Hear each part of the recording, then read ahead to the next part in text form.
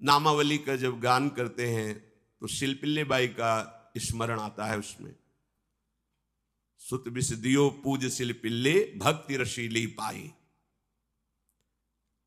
देखो कितना विश्वास होता है भक्त को, कैसा वो श्रद्धावान होता है। एक राजकुमारी और दूसरी एक जमींदार की पुत्री, दोनों को मित्रता थी। एक दिन राजा के यहां भगवत प्रेमी महात्मा आए। वो संत सेवी राजा थे, महात्मा जन आते रहते थे और महात्माओं का कार्य ही होता है निरंतर अपने प्रभु की सेवा और सुमिरन में मगन रहना। सेवा सुमिरन ये बहुत बड़ी सामर्थ्य है। अगर हम हर समय सेवा और सुमिरन में रहें तो कभी कोई माया प्रपंच हमें परास्त नहीं कर सकता। जहां हम सेवा सुमिरन से अलग हुए वहीं माया का प्रभाव पड़ता है। भगवान का शालिग्राम स्वरूप उनके पास था, खूब भाव से सेवा कर रहे थे और नवीन अवस्था की कोमल हृदय वाली ये दोनों सखियां देख रही थी। इनके मन में आया ऐसे हम भी ठाकुर सेवा करेंगे। देखने से सुनने से हमारे हृदय में प्रभाव पड़ता है। गंदी बातें देखेंगे, गंदी बातें सुनेंगे, उसी का चिंतन होगा, हृदय गंदे आचरणों की प्रेरणा वाला बन जाएगा। अगर हम भागवतिक बातें सुनेंगे, भागवतिक दर्शन करेंगे तो भागवतिक चिंतन होगा, हृदय भागवतिक प्रेरणा वाला बन जाएगा। कई दिन संत भगवान रुके, रोज सेवा कीर्तन कथा, सरल हृदया। उन दोनों सखियों में बात आई कि चल करके संत भगवान से कहते हमको भी ठाकुर जी दीजिए। दोनों ने चरण पकड़कर प्रार्थना की, गुरुदेव हमारे हृदय में भी इच्छा हो रही कि हमें ठाकुर सेवा मिले। अब दोनों बच्चे ही थे। संत भगवान ने विचार किया सेवा पद्धति में बहुत सावधानी की आवश्यकता होती है। अभी ये बच्चे हैं, कहीं सेवा अपराध न बन जाए। सेवा अपराध भी होता है। उपासना में चलने वाले उपासक को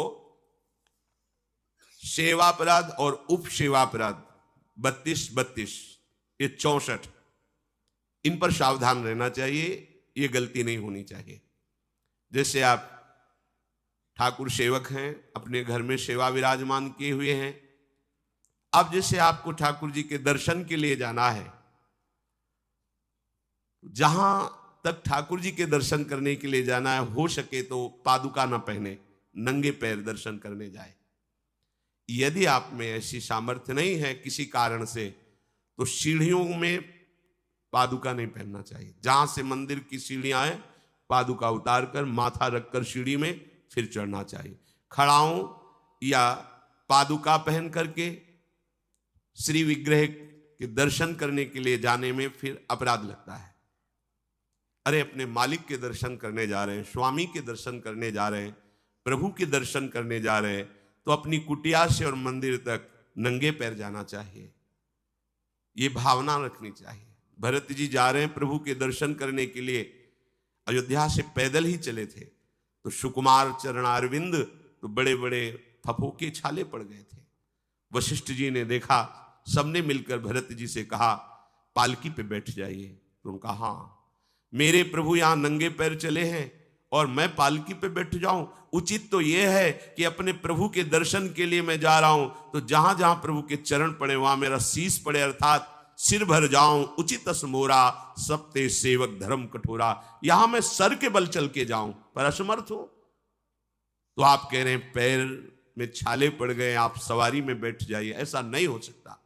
तो अपने प्रभु के दर्शन करने के लिए जब जाए तो हो सके, सामर्थ्य हो तो पादुका न पहने, कोई खड़ाऊं चप्पल जूता आदि ना पहने। अगर पहने हैं तो बस सीढ़ी तक ही पहन कर जाए, ऊपर सीढ़ियों के नहीं।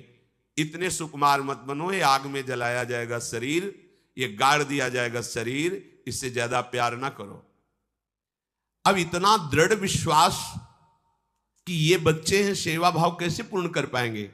तो उन संत भगवान ने दोनों बच्चियों से कहा कल ठाकुर जी लाएंगे, हम आपको दे देंगे।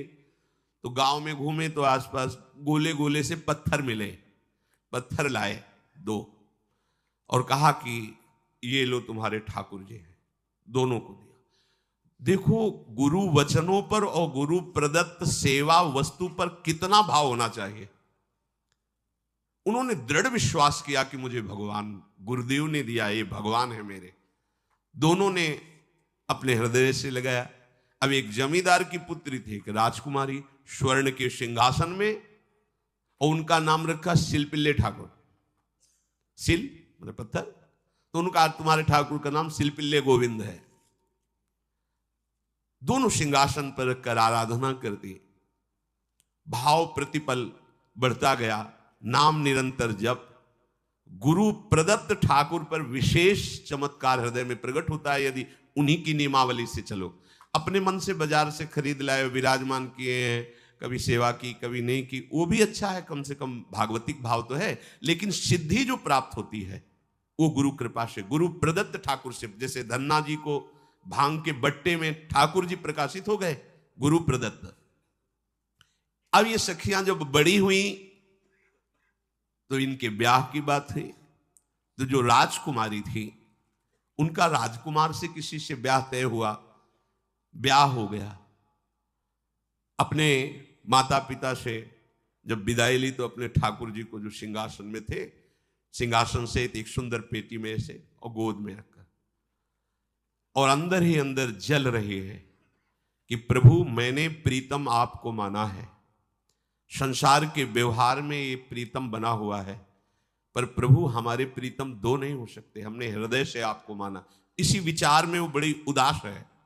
पहले पालकियों में ऐसा राज सैनिक चल रहे हैं, पालकियों में वो बहू जा रही है और राजकुमार घोड़े पर। राजकुमार बार बार पालकी के समीप जाता, दर्शन करने की इच्छा होती है ना, तो उदास देखता, मन में बड़ी गिलानी हुई। उसने कहा, एक नदी थी, उसने कहा यहां हम थोड़ी देर विश्राम करना चाहते हैं, राजकुमारी की पालकी रखी जाए और सैनिक दूर खड़े हो। तो राजकुमार वैसे ही आज्ञा हुई। तो बात करना चाहते हैं, पर वो ना देखती है और ना बात करती है। और इतना सुंदर रूप, क्योंकि ब्रह्मचारिणी और भगवत आराधना। अब उसके हृदय में जलन हुई कि ऐसा क्या है जो हमसे बात नहीं कर रही।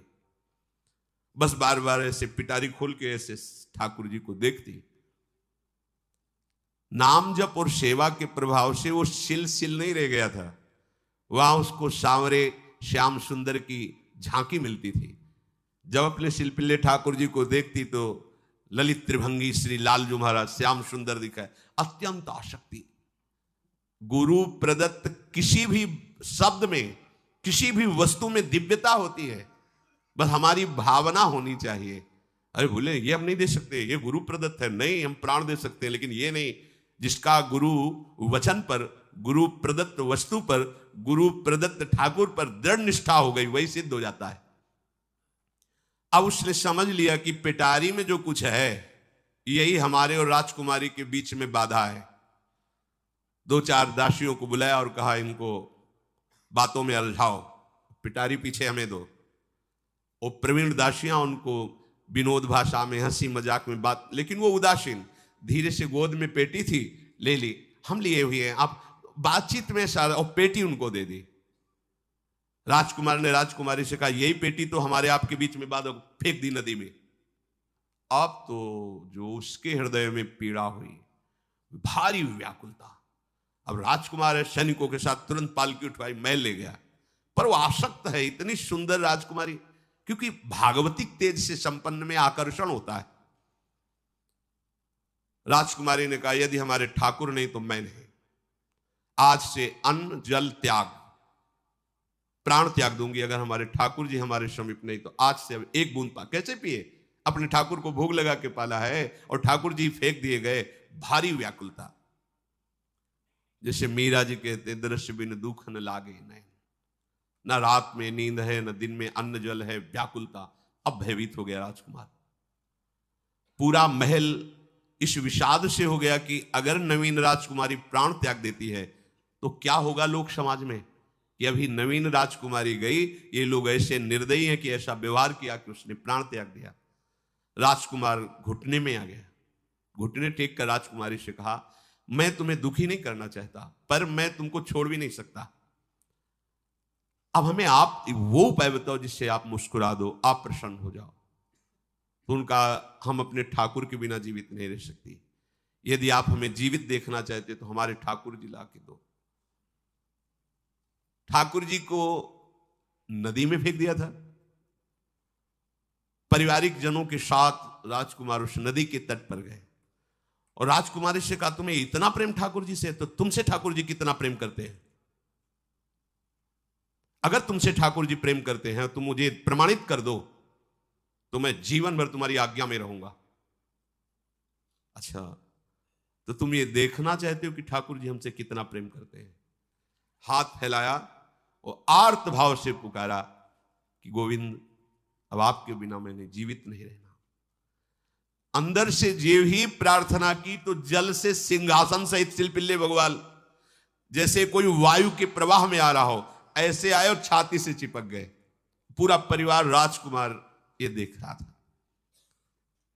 हृदय से ठाकुर जी चिपक, जीवन भर के लिए दासत्व स्वीकार कर लिया और कहा, जैसी आप आज्ञा करोगे। जैसे मीरा जी, जब राणा जी से ब्याह हुआ तो प्रथम मिलन की रात में मीरा जी ने कहा, सावधान, तुम हमारे पति नहीं हो, मेरा सुहाग गिरधर से है, श्याम सुंदर ही मेरे पति हैं।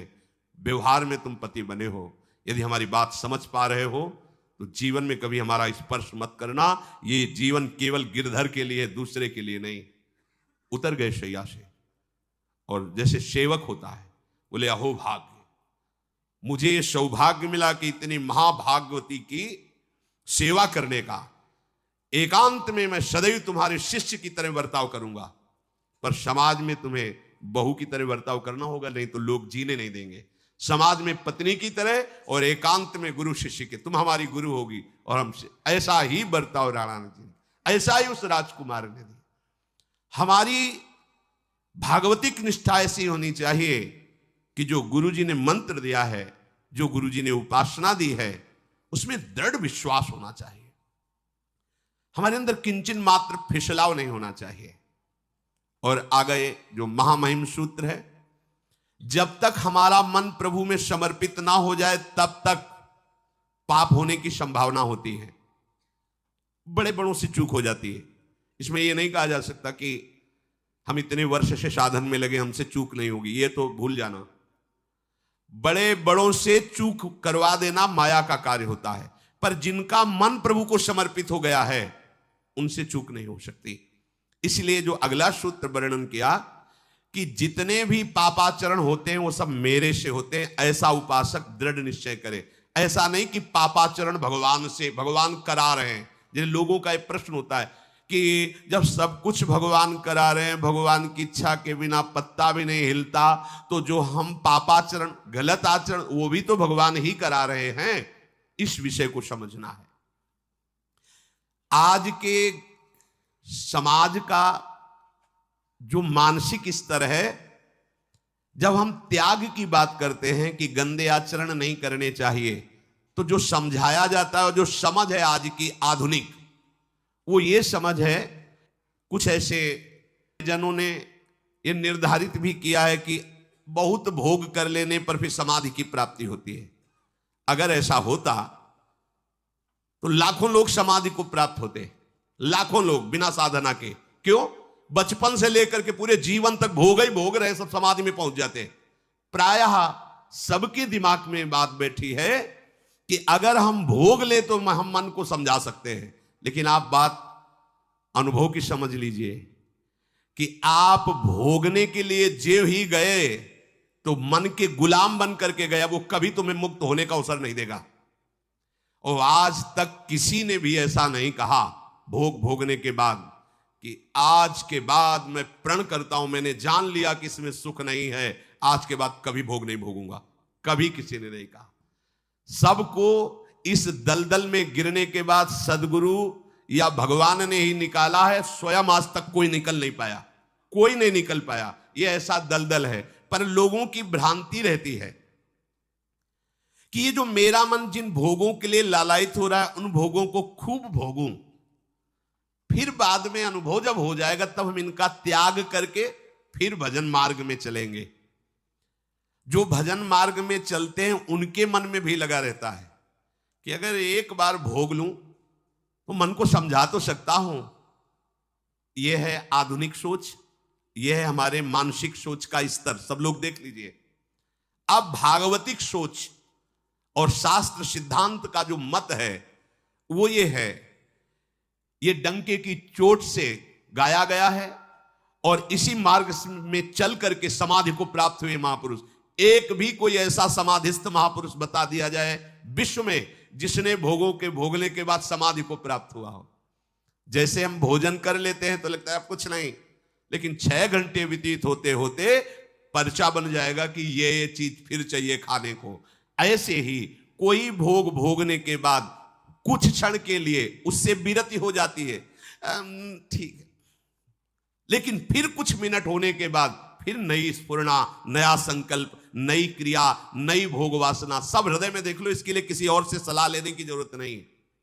इसलिए ये जो संतों का मत है, शास्त्र का मत है कि भोगों के भोगने से भोग वासना दृढ़ होती है, कामना बढ़ती है, ना कि शांति मिलती है। लेकिन आधुनिकता में भोगों को भोगने से शांति मिलती है, ऐसी धारणा बनी हुई है और ये गलत है। और ये इतनी गलत हो जाती है कि हम हत्या करने लगते हैं, हिंसा करने लगते हैं, पूज्य जनों के साथ दुर्व्यवहार करने लगते हैं।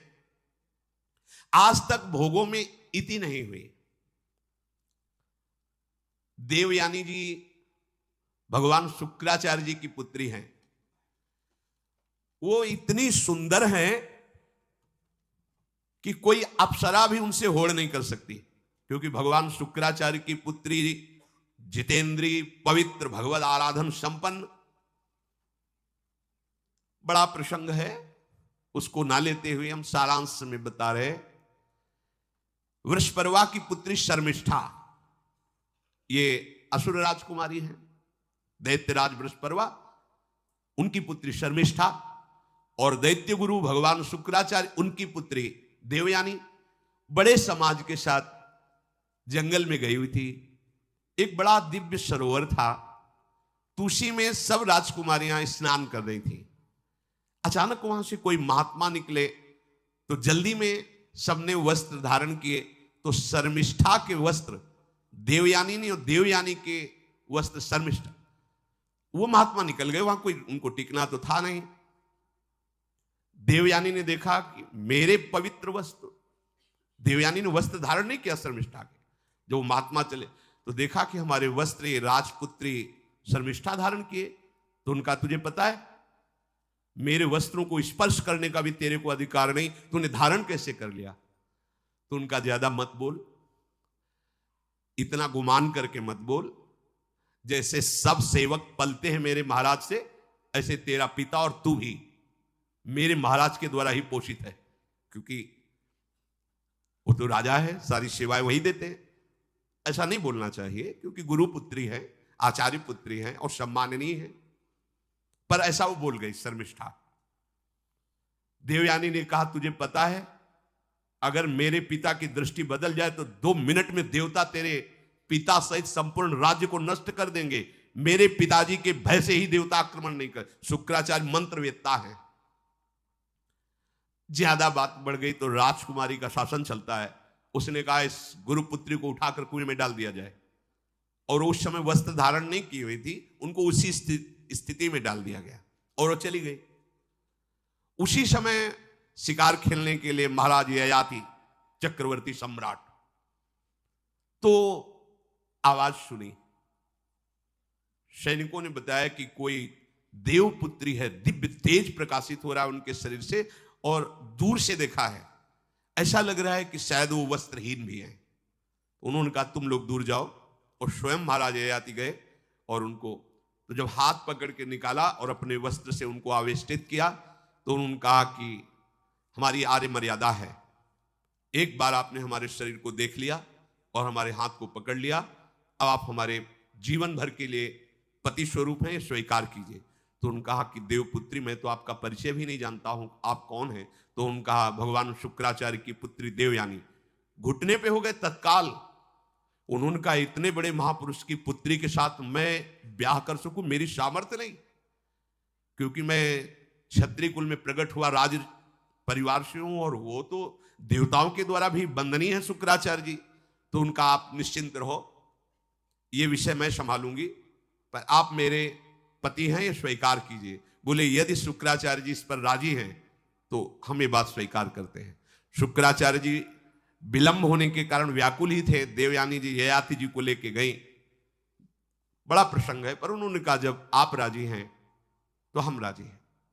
शुक्राचार्य जी राजी हुए और वृषपर्वा को सूचना दिया कि मैं तुम्हारे राज्य को त्याग कर जा रहा हूं। वो तो तत्काल आकर चरणों में गिरे, महाराज आपके बिना मेरा अस्तित्व क्या है, आप कैसे राजी हो सकते हो। बोले मेरी पुत्री को दिगंबर करके कुएं में डाल दिया गया, मैं इस अपराध से बिल्कुल तुम्हें माफ नहीं कर सकता। बोले कोई उपाय? तो बोले देवयानी बोले, तो देवयानी ने कहा तुम्हारी पुत्री हमारी दासी होकर चले तो मैं तुम्हें क्षमा कर दूंगी। बोले बिल्कुल ठीक, तथास्तु। पूरे राज्य की रक्षा के लिए राजकुमारी शर्मिष्ठा को देवयानी की दासी भाव में अब महाराज ययाति के महल पे पहुंचे। देवयानी ने कहा कि ये जो दासी भाव में आई हुई हैं ये सर्वांग सुंदरी हैं, और आपका कभी मन उधर चलना भी नहीं चाहिए, अगर चलेगा तो आप हमारे दंड के पात्र बन जाएंगे। स्वीकार कर लिया और बहुत दूर उनके लिए महल का निर्माण करवाया और वो सेवा में आती है। कुछ समय के बाद जब देवयानी जी के पुत्र हुए तो वन विहार के लिए अपने पुत्रों को लेकर चली, तो उधर शर्मिष्ठा के 2 पुत्र हो चुके थे, इनको पता भी नहीं था, और वो दौड़ कर आए, ययाति को पिताश्री कह करके आलिंगन किया, छोटे छोटे बच्चे। देवयानी ने कहा कि हमने कहा था तुम्हें देखना भी नहीं है और किसके पुत्र हैं। शर्मिष्ठा मुस्कुरा रही थी। देवयानी ने कहा अब तुम्हें दंड देंगी ही देंगी, और चली गई भगवान शुक्राचार्य जी के पास। ययाति भयभीत होकर के गए और शुक्राचार्य से प्रार्थना करे क्षमा कीजिए मुझसे गलती हो गई। और शर्मिष्ठा से ऐसे नहीं मिले। शर्मिष्ठा ने कहा था कि आप जानते हैं कि मैं दासी नहीं हूं, मैं राजकुमारी हूं, ईर्ष्यावश दासी बना करके लाई गई हूं, और मेरी सखी के पति हो इसलिए आप मेरे भी पति हो, मेरा अधिकार है आपसे संतान उत्पन्न करने का, शास्त्रीय सिद्धांत है। शुक्राचार्य जी ने कहा कि जो देवयानी कहेंगी वही हम मानेंगे, क्योंकि मेरी पुत्री है। क्या चाहती हो? तो बोले पुरुषत्व से इनको हीन कर दो। गुस्सा में आके शुक्राचार्य जी ने कहा तथास्तु। उसी समय महाराज ययाति पुरुषत्व से हीन हो गए और वृद्धावस्था छा गई शरीर में। अब ययाति ने कहा अब सुखी रहोगी तुम। तब देवयानी को भी होश आया कि ये तो क्या हमने अपना ही सर्वनाश कर लिया। कहा पिताजी अब इसका सुधार कैसे होगा? तो बोले जो पुत्र अपनी यौवन अवस्था दे देगा वही यौवन अवस्था इनके ऊपर आ जाएगी, वृद्धावस्था उसके पास चली जाएगी। महाराज ययाति ने अपने बड़े पुत्र यदु जी से कहा, तो उन्होंने कहा इसका प्रयोग कहां होगा? मां के साथ कदापि नहीं। मेरी यौवन अवस्था का प्रयोग मेरी मां के साथ कदापि नहीं, क्योंकि वो बड़े ज्ञानी महात्मा, इन्हीं के वंश में भगवान श्री कृष्ण का प्रादुर्भाव हुआ, इसलिए यदुवंशी कहेंगे। सबसे छोटे, शायद उनका नाम पुरु ऐसा कुछ, उन्होंने कहा यह जीवन पिता का दिया हुआ है, इस पर पूरा अधिकार है, आप स्वीकार कीजिए। तत्काल वो वृद्ध हो गए, वो जवान हो गए। कई हजार वर्ष तक उन्होंने अपने पुत्र की आयु का विषयों में सेवन किया। फिर उनके मन में एक दिन बहुत घृणा हुई, धिक्कार है मेरे जीवन को और धिक्कार है इस भोगा शक्ति को। अपनी आयु तो गंवा ही दी, अपने पुत्र की भी आयु गंवा दी, फिर भी वैसे ही भोग वासना।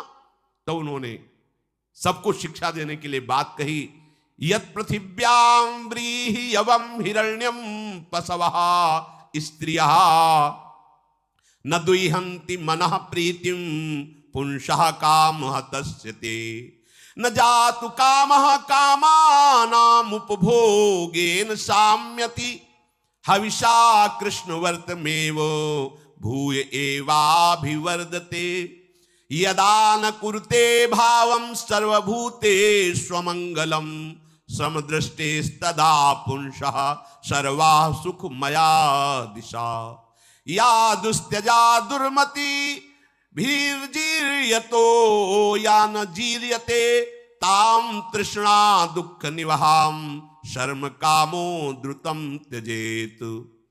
जिसका हृदय काम से व्याकुल हो गया है उसको त्रिभुवन की सारी सुंदरी स्त्रियां दे दी जाएं, जो धान स्वर्ण पशु सब वैभव, तो भी वो कभी तृप्त नहीं हो सकता। ये महाराज ये याति का अनुभव त्रिभुवन की।